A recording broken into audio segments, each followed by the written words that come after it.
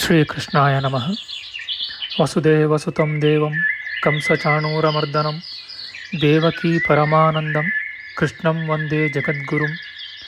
ಬ್ರಹ್ಮಸ್ಥಾನ ಸರೋಜ ಮಧ್ಯವಿಲಸಚ್ಛೀತಾಂಶು ಪೀಠಸ್ಥಿತಂ ಸ್ಫೂರ್ಜತ್ಸೂರ್ಯರುಚಿಂ ವರಾಭಯಕರಂ ಕರ್ಪೂರಕುಂದೋಜ್ವಲಂ ಶ್ವೇತಸೃಗ್ವಸನಾನುಲೇಪನಯುತಂ ವಿದ್ಯುದ್ರುಚಾ ಕಾಂತಯ ಸಂಶ್ಲಿಷ್ಟಾರ್ಧತನುಂ ಪ್ರಸನ್ನವದನಂ ವಂದೇ ಗುರುಂ ಸಾದರಂ. ಶ್ರೀ ಗುರುಭ್ಯೋ ನಮಃ. ಲಂಬೋದರಂ ಪರಮಸುಂದರಮೇಕದಂತಂ ರಕ್ತಾಂಬರಂ ತ್ರಿನಯನಂ ಪರಮಂ ಪವಿತ್ರಂ ಉದ್ಯದ್ದಿವಾಕರಕರೋಜ್ವಲಕಾಯಕಾಂತಂ ವಿಘ್ನೇಶ್ವರಂ ಸಕಲವಿಘ್ನಹರಂ ನಮಾಮಿ. ತ್ವಾಂ ದೇವ ವಿಘ್ನದಲನೇತಿ ಚ ಸುಂದರೇತಿ ಭಕ್ತಿಪ್ರಿಯೇತಿ ಸುಖದೇತಿ ಫಲಪ್ರದೇತಿ ವಿದ್ಯಾಪ್ರದೇತ್ಯಗಹರೇತಿ ಚ ಯೇ ಸ್ತುವಂತಿ ತೇಭ್ಯೋ ಗಣೇಶವರದೋ ಭವ ನಿತ್ಯಮೇವ. ಶ್ರೀ ಮಹಾಗಣಪತಯೇ ನಮಃ.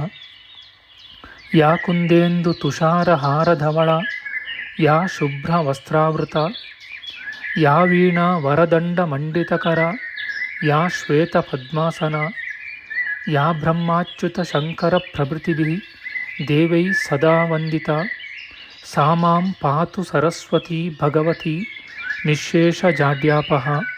ಶ್ರೀ ಸರಸ್ವತ್ಯೇ ನಮಃ.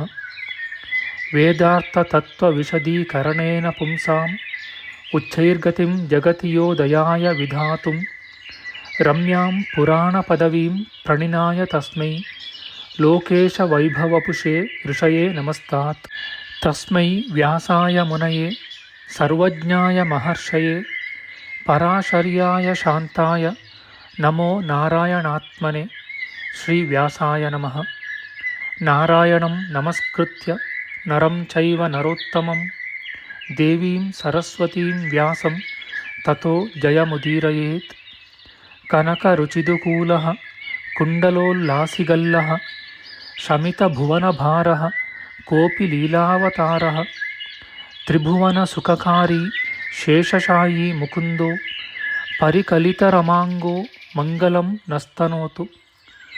ನಮಾಮಿ ಗೋವಿಂದ ಪದಾರವಿಂದಂ ಸದೇಂದಿರಾನಂದನಮುತ್ತಮಾಡ್ಯಂ ಜಗಜ್ಜನಾನಾಂ ಹೃದಯ ಸನ್ನಿವಿಷ್ಟಂ ಮಹಾಜನೈಕಾಯನಮುತ್ತಮೋತ್ತಮಂ.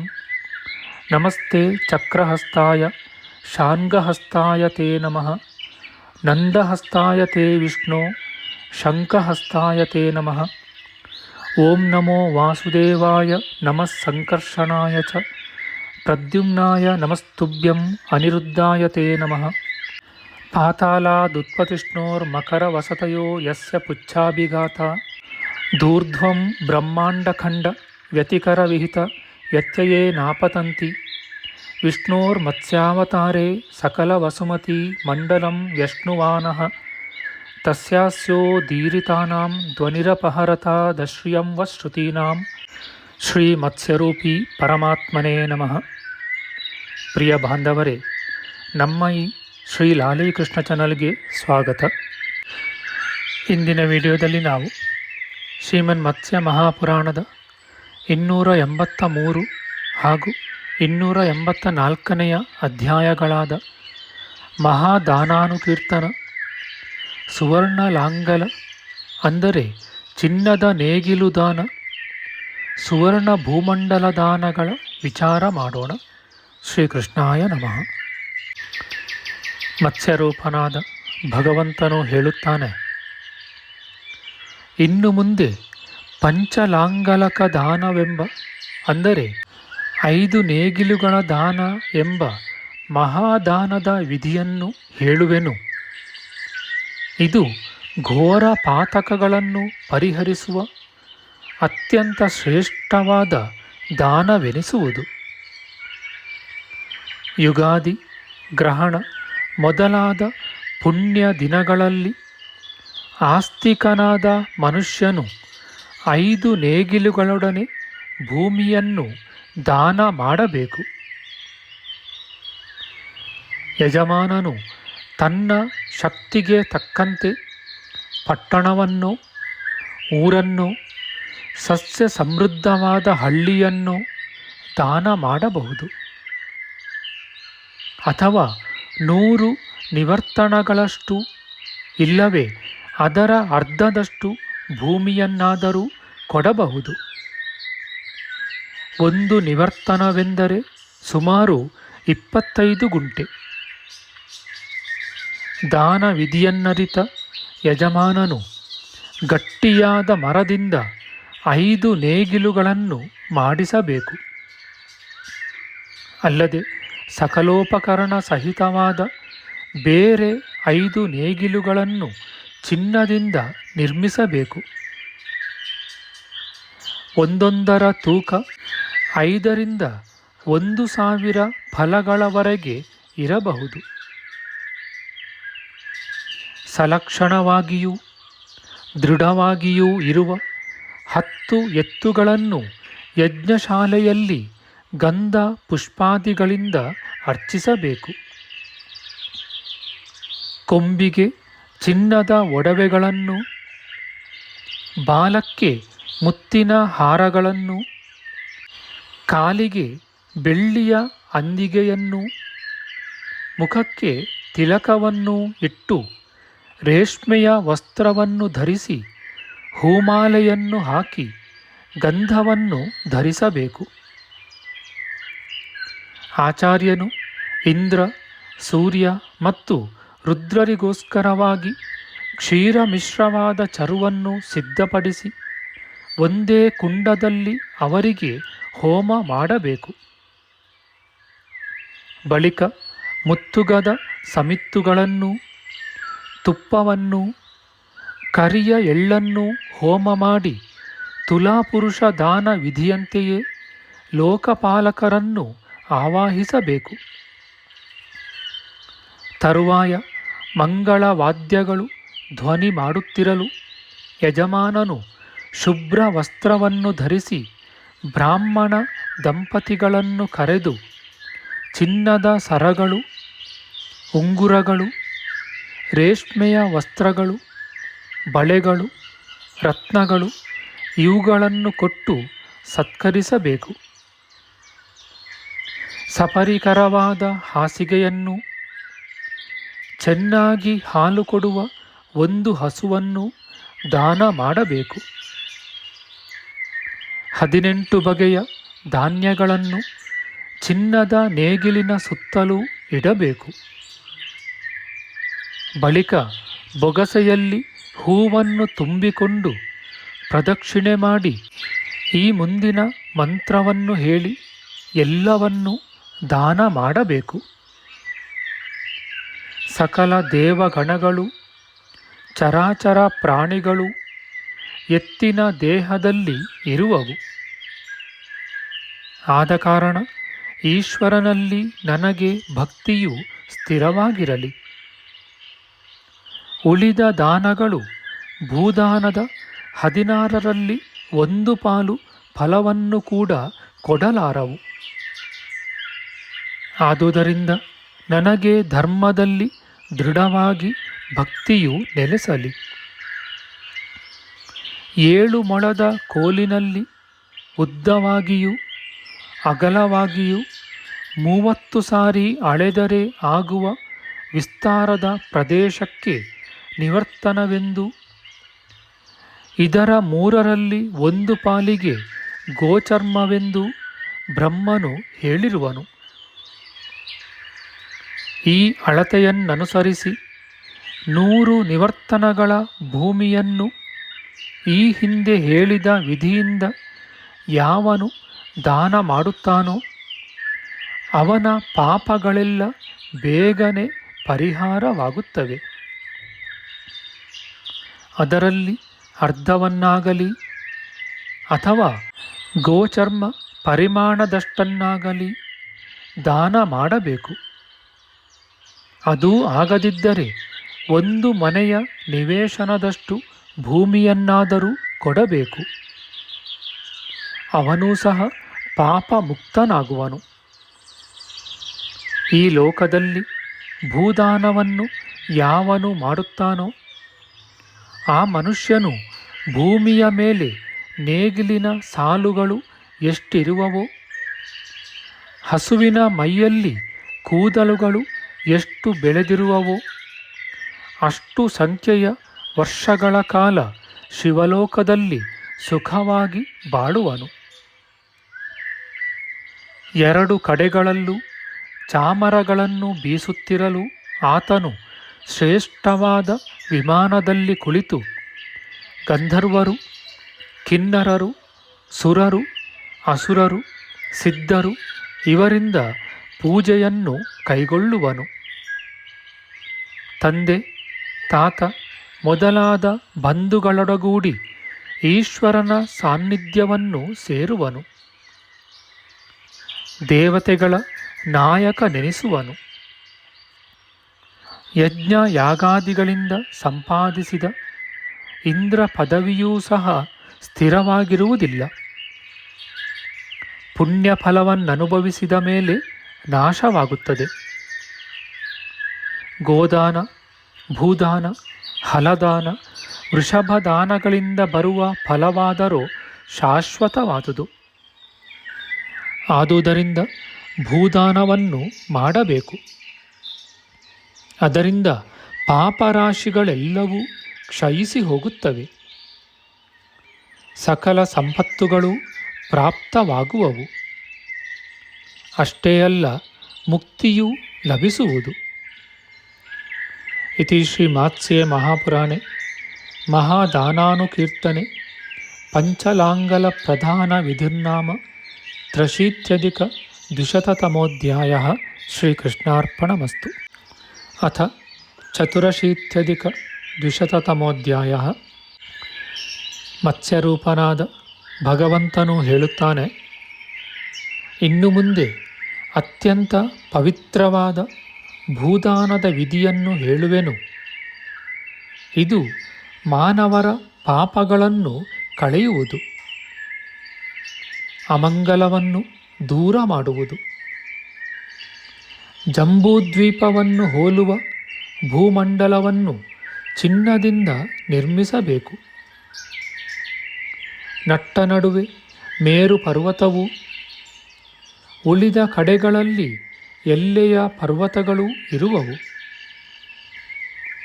ಭಾರತ ಮೊದಲಾದ 9 ವರ್ಷಗಳಿಗೂ ನದಿ ನದಗಳು, ಸಪ್ತಸಾಗರಗಳು ಆಯಾ ಸ್ಥಳಗಳನ್ನು ಆಕ್ರಮಿಸುವವು. 8 ಜನ ಲೋಕಪಾಲಕರು, 8 ವಸುಗಳು, 11 ರುದ್ರರು, 12 ಆದಿತ್ಯರು ಗೊತ್ತಾದ ಕಡೆಗಳಲ್ಲಿ ವಿರಾಜಿಸುತ್ತಿರುವರು. ಉತ್ತಮವಾದ ರತ್ನಗಳು ಅಲ್ಲಲ್ಲಿ ಹೊಳೆಯುತ್ತಿರುವವು. 1000, 500, 300, 200 ಅಥವಾ 100 ಫಲಗಳ ಚಿನ್ನದಿಂದ ಇದನ್ನು ಮಾಡಿಸಬೇಕು. ಯಜಮಾನನು ಎಷ್ಟು ಅಶಕ್ತನೇ ಆಗಿರಲಿ 5 ಫಲಗಳಿಗಿಂತ ಕಡಿಮೆಯಾಗಿ ಮಾತ್ರ ಇದು ತೂಗಬಾರದು.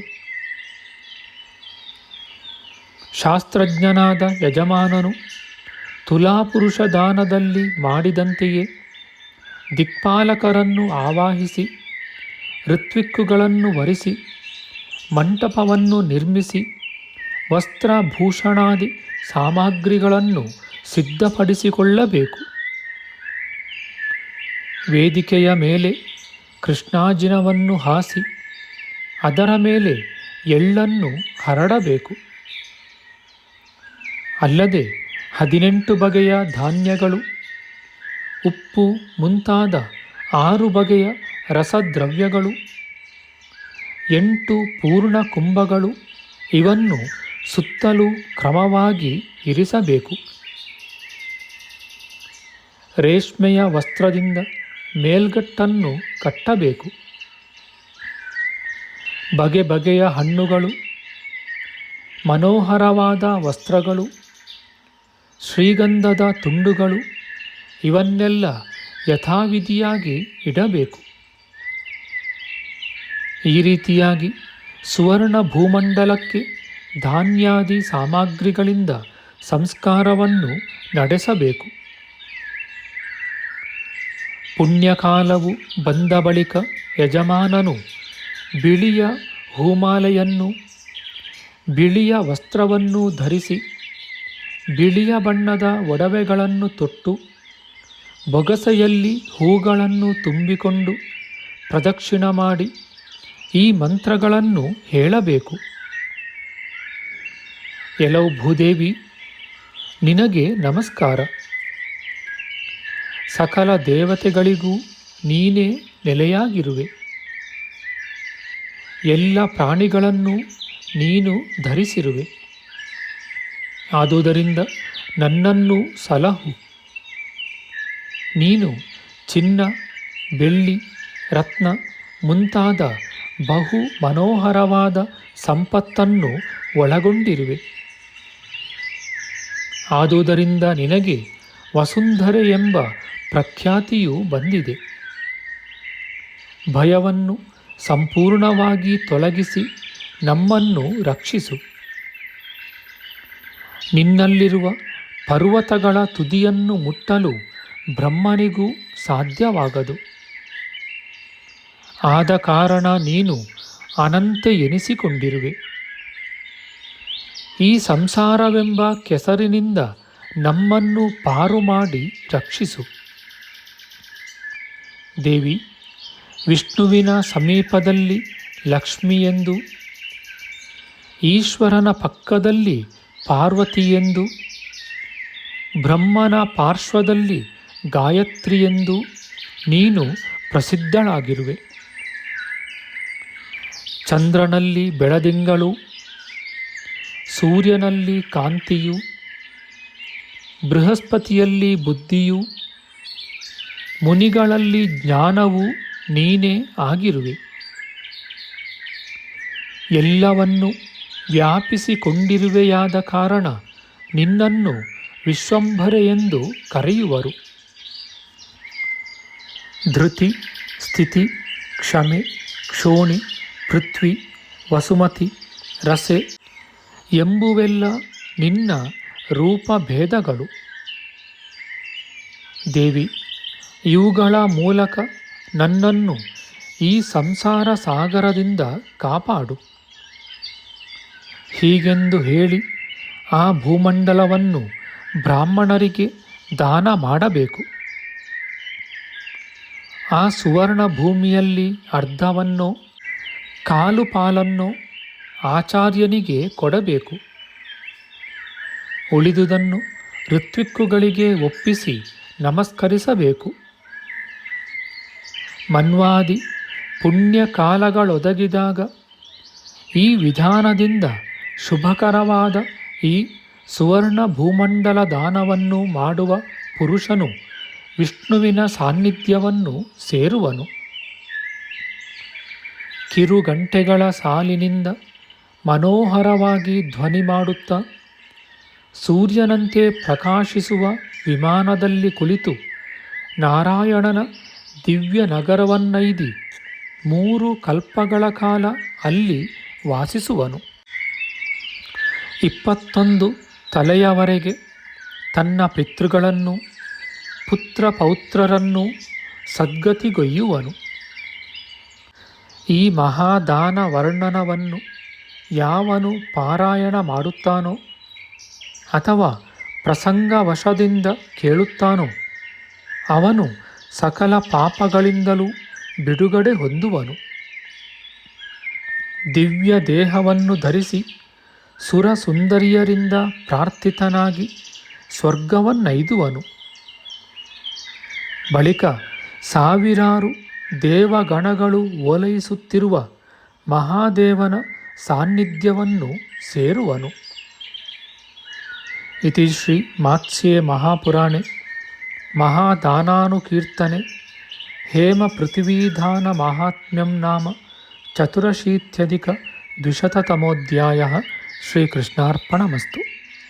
ನಮ್ಮ ಮುಂದಿನ ವಿಡಿಯೋದಲ್ಲಿ ನಾವು ಶ್ರೀಮನ್ ಮತ್ಸ್ಯ ಮಹಾಪುರಾಣದ 285ನೇ ಅಧ್ಯಾಯವಾದ ಮಹಾದಾನಾನುಕೀರ್ತನ ವಿಶ್ವಚಕ್ರದಾನದ ವಿಚಾರ ಮಾಡೋಣ. ಆಧ್ಯಾತ್ಮಿಕ ಚರ್ಚೆ ಮತ್ತು ವಿಚಾರ ವಿನಿಮಯಕ್ಕಾಗಿ ಶುರು ಮಾಡಿದ ಈ ಚಾನೆಲ್ನಲ್ಲಿ ನಾವು ಅಪ್ಲೋಡ್ ಮಾಡುವ ಎಲ್ಲ ವಿಡಿಯೋಗಳನ್ನು ಸಂಪೂರ್ಣವಾಗಿ ನೋಡಿ ನಿಮ್ಮ ಸಲಹೆಗಳನ್ನು ಕಮೆಂಟ್ ಬಾಕ್ಸ್ನಲ್ಲಿ ಬರೆಯಿರಿ. ಈ ಚಾನಲ್ಗೆ ಸಬ್ಸ್ಕ್ರೈಬ್ ಮಾಡಿ ಹಾಗೂ ಬೆಲ್ ಬಟನ್ ಒತ್ತಿ ನಾವು ಹಾಕುವ ಎಲ್ಲ ವಿಡಿಯೋಗಳನ್ನು ನೋಡಿ ಪ್ರೋತ್ಸಾಹಿಸಿ. ಕೃಷ್ಣಂ ನಾರಾಯಣಂ ವಂದೇ ಕೃಷ್ಣಂ ವಂದೇ ವ್ರಜಪ್ರಿಯಂ ಕೃಷ್ಣಂ ದ್ವೈಪಾಯನಂ ವಂದೇ ಕೃಷ್ಣಂ ವಂದೇ ಪೃಥಾಸುತಂ. ಶ್ರೀಕೃಷ್ಣಾಯ ನಮಃ.